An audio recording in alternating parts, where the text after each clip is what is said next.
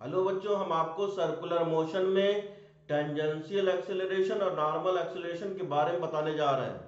ये curved path है और ये पी पॉइंट है। तो यहां इस एक्सेलरेशन का ये टेंजेंट जो होगा, टच करता हुआ लाइन, ये होता है टेंजेंशियल एक्सेलरेशन।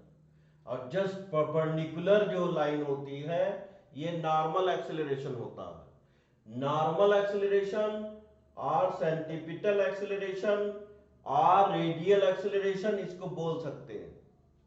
तो ये परपेंडिकुलर और आर रेडियस रेडियस है, और ये वी वेक्टर ये वेलोसिटी को रिप्रेजेंट करता है। लेकिन इसका मॉड ले लेंगे तो ये स्पीड हो जाएगा।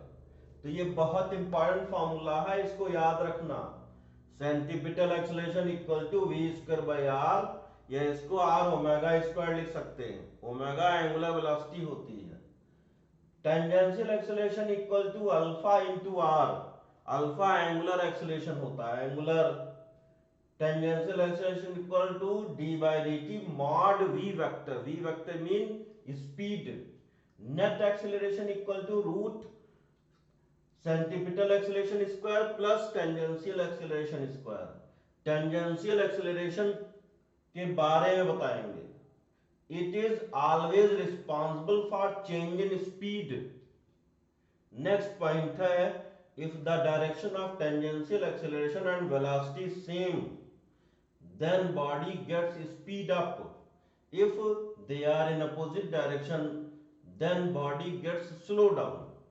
Third point है, if the speed of particle during its motion on curved path is constant, then tangential acceleration is always zero. अगर स्पीड कांस्टेंट है तो उसका डिफरेंशिएशन क्या हो जाएगा? जीरो। तो टेंजेंशियल एक्सेलरेशन जीरो हो जाएगा। परपेंडिकुलर एक्सेलरेशन, रेडियल और सेंटीपिटल एक्सेलरेशन। तो role of radial acceleration to change direction of velocity.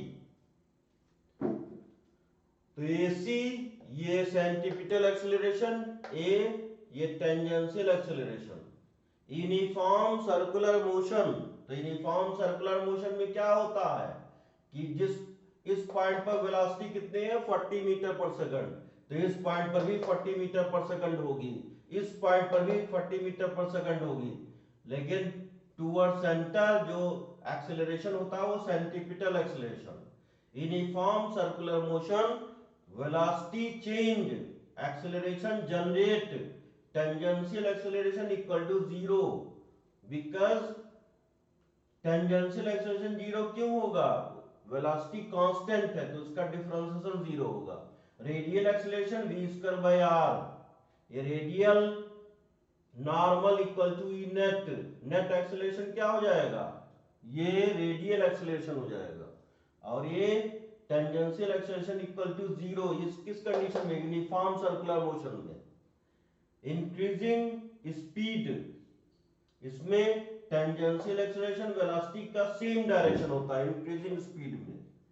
Decreasing speed opposite direction, tangential acceleration और वेलोसिटी का अपोजिट डायरेक्शन। Thank you.